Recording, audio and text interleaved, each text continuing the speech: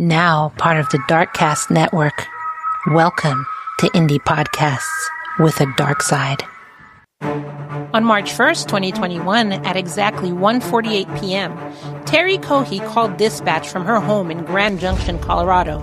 Her voice was frantic, but she was trying to hold it together. She told the dispatcher that she had been cleaning her son Brian's room when she found a heavy plastic bag inside of a rubber tote in his closet. She said she picked it up, felt the weight, and noticed maggots covering something inside. She carried it to the sink, opened the first bag, and stopped. She couldn't bring herself to understand what she saw in the first bag and couldn't bring herself to open the second one. Instead, she called her husband, and together they called 911. Welcome to Love and Murder, Heartbreak to Homicide, your podcast that tells the true crime stories of relationships that end in murder. I'm Kai, and I'll be your host. If you want ad-free episodes, bonus content, and to help us keep giving the victim a voice, then join the Lamb Fam at patreon.com/loveandmurder. And also stick around to the end of this episode. I have an announcement that I want to give and a comment that I need to address.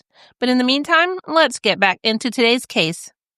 On the 911 call, Terry told dispatch that Brian had always had a, quote, fascination with the morbid. She said she'd once believed that he was channeling it into wanting to become a crime scene investigator, and then she said under her breath, quote, but not so much. Police arrived quickly, and as officers walked up the driveway with their body cams rolling, Brian came outside on his own. He didn't look scared. He didn't look confused. He looked calm, almost like this was an errand he'd been expecting. Now, I'm going to have 3 body cam footage videos and some interrogation videos in the Patreon, and you can get that at any of the bonus tiers starting at only $3 a month. Patreon.com/loveandmurder. One of the officers asked him, your parents have concerns of some stuff they may have found in your room? What would it be? And he answered immediately, a human head and hands. The officer asked him whose they were. And Brian said they belonged to, quote, that fella that went missing recently, identifying the victim as a 69-year-old Warren Barnes. How did you end up with him? The officer asked. Brian responded with, I murdered him with a knife. And when the officer asked why, Brian said, quote, I've always wondered what murder felt like. From that moment forward, detectives knew they weren't dealing with a kid covering up an accident or someone who panicked. They were dealing with someone who wanted to talk. Before getting into Brian's confession, detectives needed to understand the victim he had chosen. Warren Barnes wasn't a nameless or even an isolated man, even though Brian had assumed he was. Warren was born on May 19th, 1951. He grew up with 9 siblings and not a lot of money. As an adult, he drifted in and out of stable housing. Sometimes he even rented rooms. Other times, he slept under a bridge near Crosby Avenue. His friends called his lifestyle gypsy-like, but they always described him the same way, gentle, easygoing, and kind. In downtown Grand Junction, Warren was known as, quote, the reading man. He walked everywhere with a book in his hand. Local businesses set out a chair for him on Main Street so that he'd have a place to sit and read. Staff at the People Ready agency considered him a friend. He loved history and could talk about it for hours. When Warren didn't show up one day, people noticed immediately. They started asking around and even reported him missing. And when his wallet was found by the Colorado River, an area he barely ever visited, everyone knew something was wrong. Brian was only 19 years old when he murdered Warren. But the warning signs had started long before that. His mother told investigators he had struggled with emotions his whole life. He'd been diagnosed with major depressive disorder, diagnosed with ADHD when he was 5, and autism in 2019. Teachers and classmates from his high school said he had an unsettling fascination with death, and some kids even nicknamed him Jeffrey Dahmer. He talked about serial killers, especially Zodiac and Bundy. In 2018, he had killed a cat, kept its head in his house for 3 days, and then threw it out. Terry had tried to get him help. She had tried everything. He was on medication at one point, but Brian later told detectives that he hadn't been taking it. When detectives sat down with Brian, he didn't even wait for their questions. He explained that he'd been planning to kill someone for 6 months now.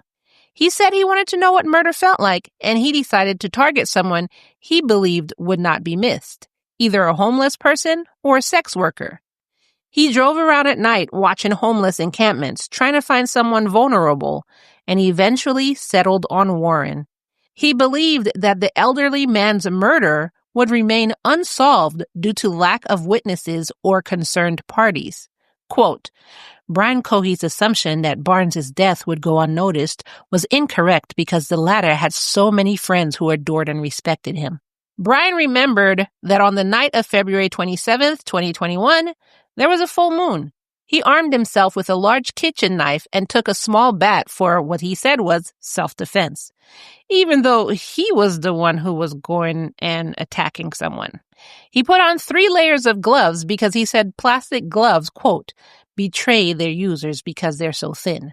As he drove around under the Highway 340 overpass near Crosby Avenue and the Grant Avenue footbridge, Brian spotted Warren sleeping under a canvas. Brian said he walked up to him, pulled back the canvas that covered him, and immediately stabbed him in the neck.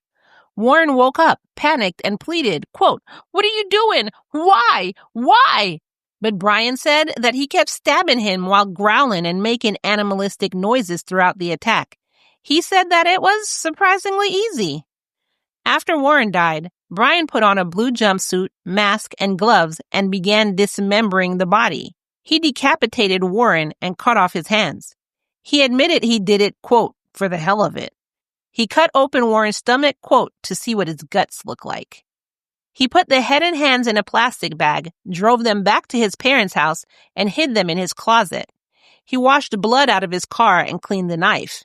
Then he went to sleep. A day later, he went back to the crime scene to collect the rest of the remains. He loaded the body parts into his trunk and took them to the Blue Heron boat ramp along the Colorado River. His plan was to dump them, but his car got stuck in the water, and he had to be pulled out.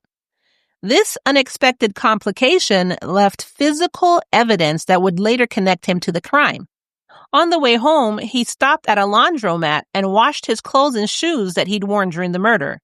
He put evidence into a washing machine and ran it on high speed. While he was waiting for his clothes, he went through his phone because he had taken pictures of the body during the attack, but then he deleted them later because, quote, they were evidence.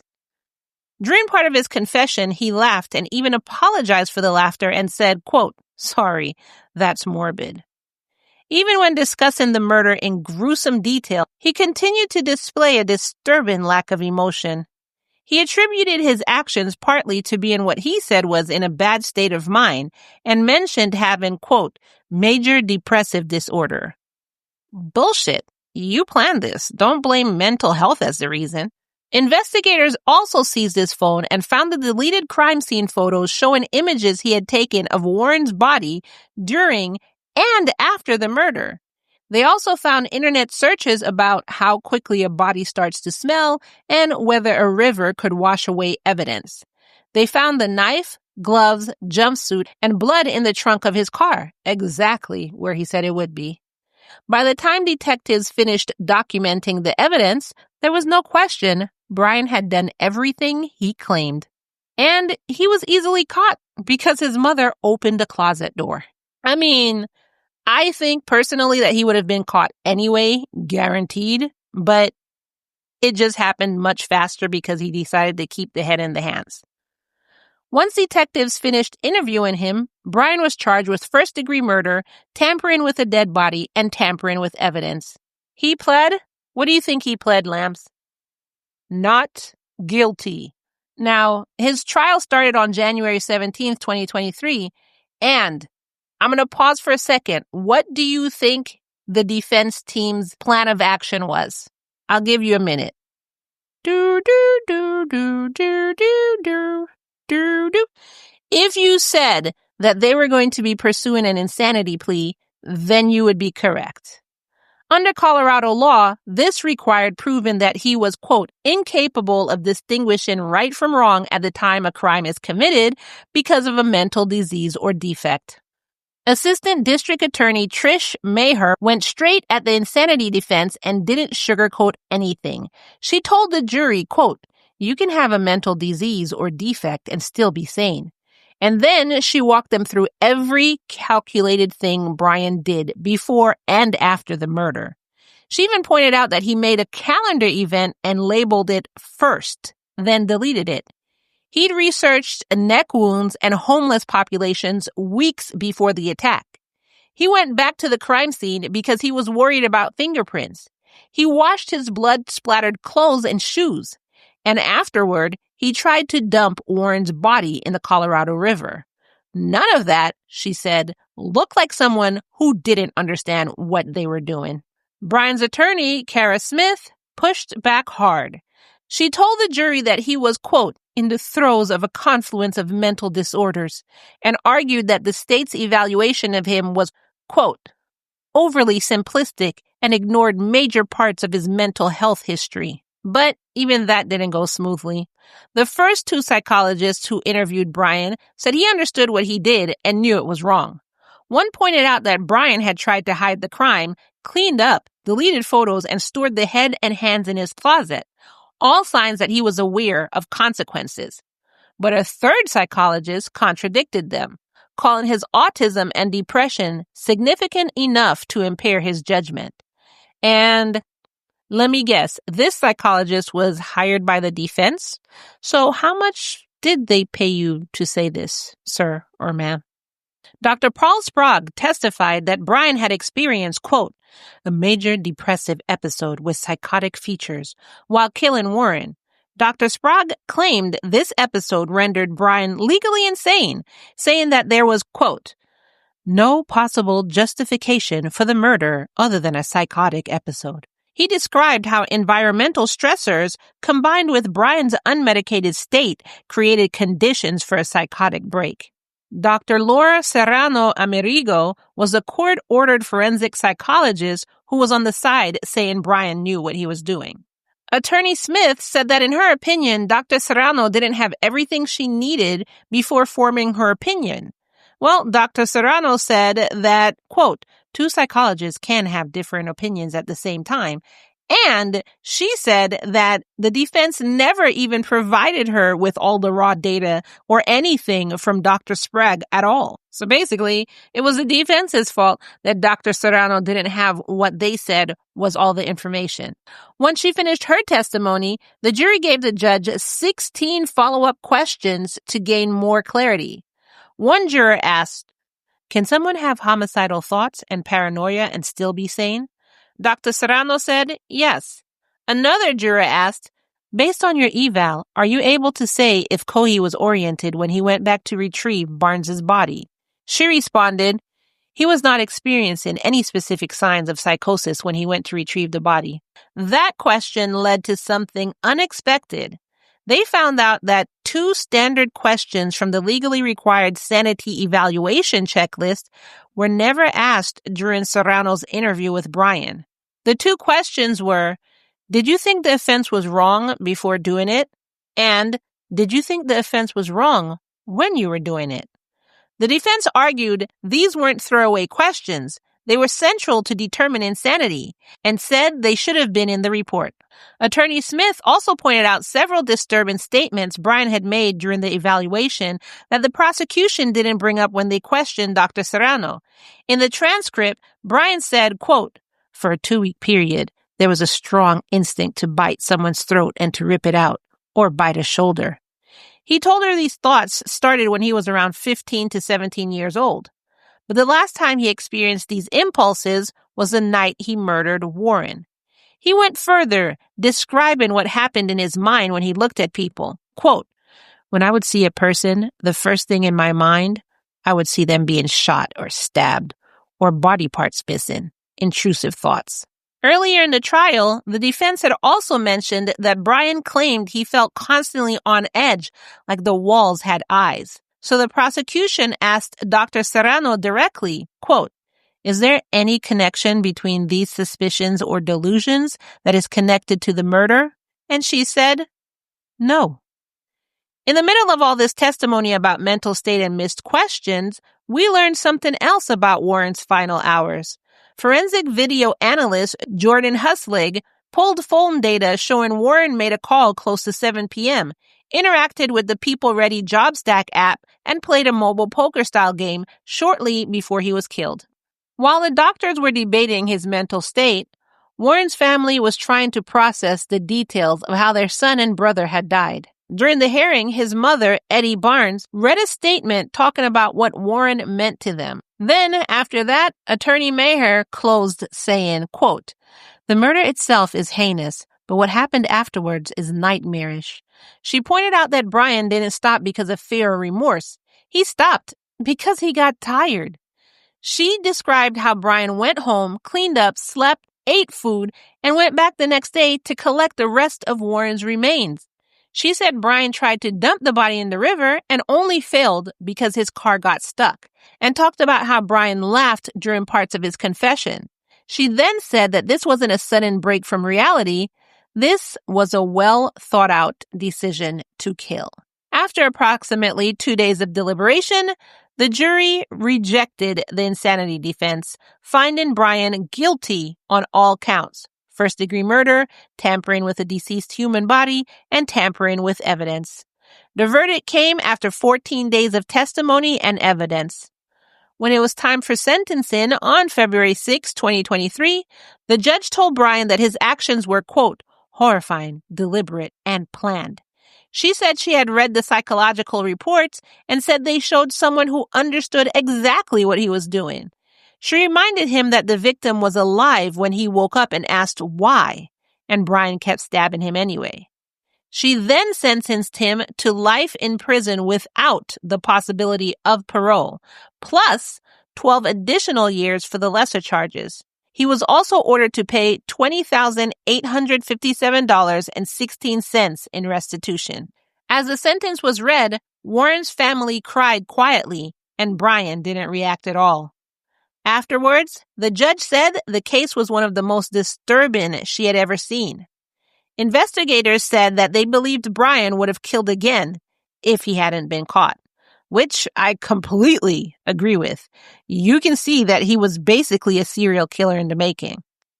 Today, Brian is serving his sentence in the Colorado Department of Corrections, and there's no chance that he will ever be released. For Warren's family, there isn't any closure, only the knowledge that the man who chose him for no reason other than convenience will never walk free again. Warren had spent the last part of his life wandering the streets of Grand Junction, reading books, talking to anyone who'd listen. He wasn't a nobody, and he wasn't forgotten. Brian said he did it because he wanted to know what murder felt like. Well, now he has the rest of his life to sit with that answer. What did you think about this case? I cannot believe that there were people trying to push for insanity, and you can clearly see he was sane AF. Just the fact that he pled not guilty told me that that was his plan from the beginning, just in case he got caught. Let's blame my ADHD. Ugh, rolling my eyes so hard. I only say that out loud because you can't actually see me rolling my eyes. Like, you have ADHD, autism, and depression. Where in that screams psychosis? You know what I'm saying? And before I go down Ranton Central train station here, let me know your thoughts. You could either put them below or you could put them into Patreon. Patreon.com/Love and Murder. I've been getting more comments and I have been enjoying reading them, so thank you and keep them coming. However, one comment I recently received pissed me all the way off. I won't name the writer, but they said, "I'm going to be honest. If I'd started listening to your podcast from the very beginning, I would not have continued. I think you are a mean host. You feel as though you have to be right on everything, and I just don't like the way you treat your co-host. You are very judgmental towards your co-host. Any suggestion or idea she comes up with, you two are not a perfect fit. So now I know why you are a single podcast when I started listening." All right, so that was the comment. So people are allowed to make their snarky comments or whatever.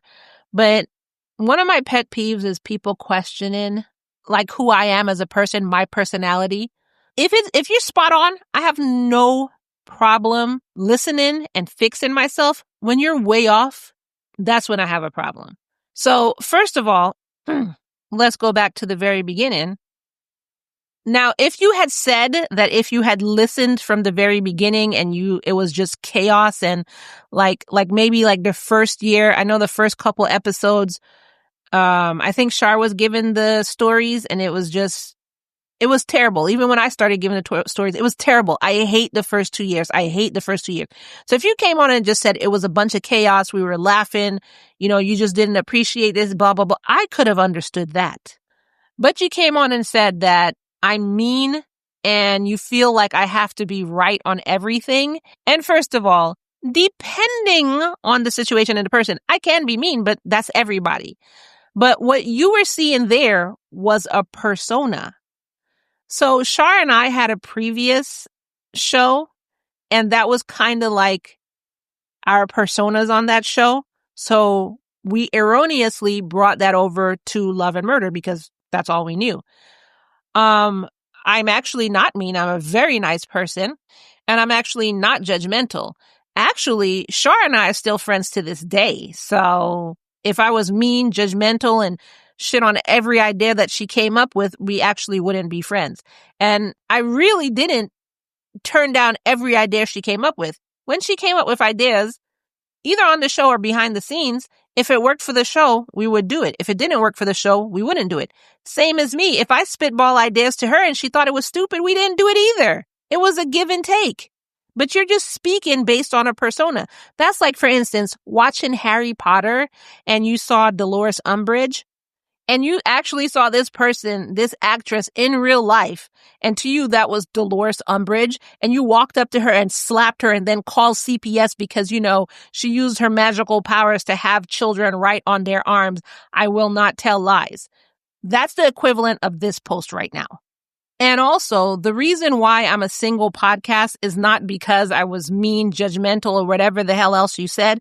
It's because Shar didn't want to put in the work. It's the same as Rick. They didn't want to put in the work. That's all it is. And even now, me saying this on air, this is not something that, oh my God, Kai, I can't believe you said that. I've told them this. I'm a very upfront person and they know how I feel and we've hashed it out and we're all okay. I still talk to Shar. I still talk to Rick to this day.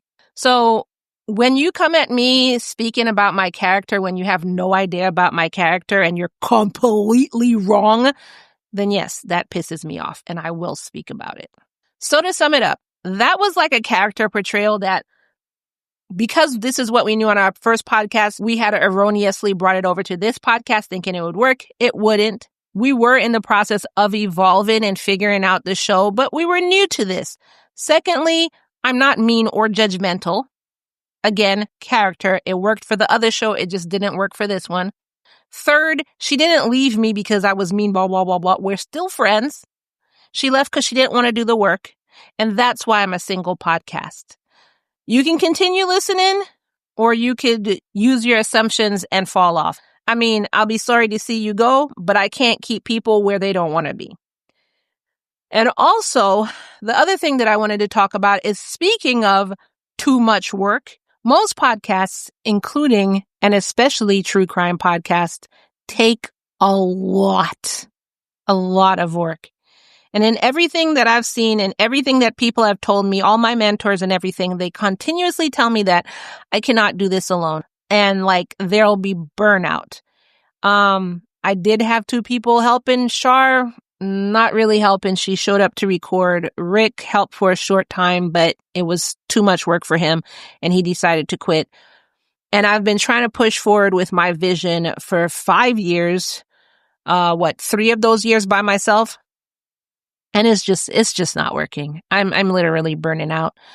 So I gave it some serious thought and I was thinking about quitting Love and Murder. However, I do like my podcast. I do like being the voice of the victim. I do like getting these stories out there. And I do like telling it in a way that shows when there are errors in the system, there are flaws in people's mindset when they think that murder is the way to go and stuff like this. So I kind of don't want to end it, but something's going to really have to change because no matter what I do to free up time, it's still not enough time. I cannot do a true crime podcast by myself. I know all my mentors, if they're even listening, and everybody else who's told me, they're just like, oh, duh, we knew it was going to happen. I know, but I had to find out for myself. I really didn't want to let my lambs down. I didn't want to let the victims and their families down, but I'm totally burning out here. It's just really hard to do it by myself. I don't ever have time for myself. I would never have time for my family. Well, I have more time for my family than I have time for myself. I usually don't have any time for myself. And I really have tried everything to try and just make up the time. And I know people are like, oh, you brought AI in and oh, ew, AI. And, some people liked it. Some people didn't mind it. Most people understood it. I didn't want the AI because there'd be things that I want to say about the episode and I can't really convey it in AI. I have to write a specific way when I'm dealing with the AI. So it doesn't sound like a robot is reading this. So, I can't put everything that I want to say when I'm writing these episodes. So with all that being said, before this becomes a 2-hour explanation, starting in season 6, the schedule of Lamb is going to change. I'm not 100% on what it is, but the loose idea that I have is going to just go down to 1 episode a week, 1 full episode a week with me, doing the episode, no more AI. I'm still going to have the patreon.com/loveandmurder, where I'm still going to be putting like bonuses out there, commercial-free episodes out there and everything like that. If this podcast had gotten to the point where I could have hired help, then I would have continued with my schedule and I would have taken off the AI because now I could, have enough time to record and have help to edit and everything like that. My main thing is just, it's so much work doing the research, doing the writing, doing the recording, doing the editing. And then, it's still more after that. I haven't stopped yet, but I am working a full-time job plus a part-time job on top of it. And that's all my podcast. That's it. I work about 12 hours or more a day. I'm burnt out. And then I'm not making enough money to justify me working 12 plus hours a day. I do push the Patreon, but I'm kind of scared of sounding like, oh, please join and give me money. Like, I don't want to sound like I'm begging for money, so I do tell you about the Patreon, but I don't want to constantly push it, like push it good. Dun, dun. Oh, sorry. Like that's part of the issue. Like just think about you working 12 to 14 hours a day and like you're making pennies a day. You know what I'm saying? So that's part of the issues also. And I don't do this. I don't want to say I don't do this to make money. My main goal is not to make money, but it is a job. It is still a job. My main goal is to get the cases out there, to get the stories heard. But it is a job, so I still need to be paid for it. My lights still need to get paid. You know what I'm saying? Everything that I use for the podcast still needs to be paid. And when they come with the bills, they're not going to be like, so how are those voices of the victims going? You could just give me a story and we'll keep your internet on. They're not going to say that. So the ROI on my time is it's not there. So I am thinking I'm going to roll back the time that I spend on Lamb. I'm going to work on some other endeavors that I've had planned because I was just waiting for Lamb to become a bigger business so I could hire, help bring jobs to my community, hire people for livable wages, and move on to more projects that I have as my goal to bring more jobs. But since Lamb is not going the way I want it to go, I think I'm going to have to make Lamb secondary and push the projects that I had planned to the forefront. So that's what's going to happen, unfortunately. I do apologize. I hope y'all stick with me. And I guess if a lot of people drop off, then I'll just cancel Lamb altogether. It is a difficult decision. I really thought about this. And I do apologize to any victims' families that I may be letting down by, lowering my caseload or ending up scrapping the show altogether. So anyway, that was my update for Lamb. Don't forget that in December, I do take off. I'm still going to do that. So it's going to be December. It's going to be just mini episodes. And you'll have AI Jane, Jensen, and Jessica giving those mini episodes. And then season 6, we're going to be down to 1 episode a week. And if you want more, then join the Patreon, patreon.com/loveandmurder. If you want to join the Patreon right now, show me that you don't want me to cut the caseloads down or anything like that, then you could join the Patreon now. $3 a month or above would help out greatly. It'll help, keep everything rolling for Lamb. And this is not me trying to say, hey, I want your money. Please give me your money. I'm totally not. This is why I'm shy about just really asking you to join the Patreon, because it really sounds to me like I'm begging for your money, and I'm totally not. What I'm trying to get relayed is that this is a job, and I'm totally not getting paid for this job. I know some people go through sponsors, but then I would have to change my format to align with sponsors. I can't do the ranting. I can't call out cops when they need to be called out. I can't call out CPS when they need to be called out. I'm looking for sponsors who are okay with that, but, how hard is that going to be? And also time, again. So this is why I always say Love and Murder is listener funded, because I tell the cases as they need to be told. But at the same time, I understand, if you don't want to, but at the same time, I can't force people to join the Patreon. So it is what it is. And like I said, and I'm going to say again, I'm not begging for your money. If you join the Patreon, you do get extras, and you do get a reflection of a lot more of my hard work that goes into Love and Murder. So for instance, we have the $3 a month tier, which means you don't have commercials. You don't have the intro, you get directly into the case, and also you get case extras, like if there's pictures of the victims, of the perp, of the crime scene, of anything like that. You would also get videos of the interrogation, or if I could find the entire trial, I'll put that out there. And that's a lot of work for just $3 a month, but that's what you get. Just like with this case, you're going to have videos of the interrogation. You're going to have videos of the body cam footage, so you can hear for yourself what Brian's mother was saying, what Brian's dad said, what Brian himself said, what the police said. I do have another case in there where, if you remember, there was the case of this woman that was driving around with her dead nephew and niece. I found the body cam footage of when the police saw that. Oh, the reactions of the police was so heartbreaking. That's in there. You get that for the $3 a month tier. So just for $3 a month, you do get a lot. It's not like I'm just like, give me your money, and you get nothing. You do get a lot. So that's $3 a month or above. Then the next tier is a $5 a month tier. You get everything that was in the $3 a month tier, plus you get 1 bonus episode a month. Then after that is the $10 a month tier. You get everything in the below tiers, plus you get 2 bonus episodes a month.